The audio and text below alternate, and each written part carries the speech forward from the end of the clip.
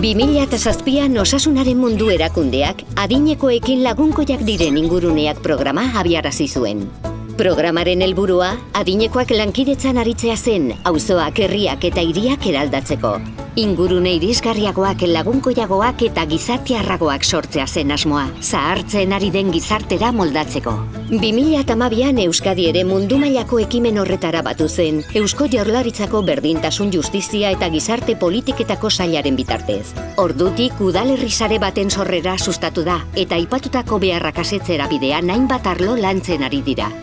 Espazio publikoaren erabilera bultzatu eta hobetzeko laguntzak ematen. Garraio publikoaren bidez mugitzea errazten. Etxebizitzen irisgarritasuna sustatzen. Gure herri eta hiriek eskaintzen dituzten aukera guztiak ezagutarazten.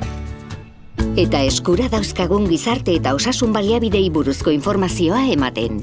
Pertsonen arteko hartu emanak sustatu direnez, lankidetza sare bat sortu da. Horrek izugarri erraztu du eragileen lana eta hobekuntza proposamenen gauzatzea.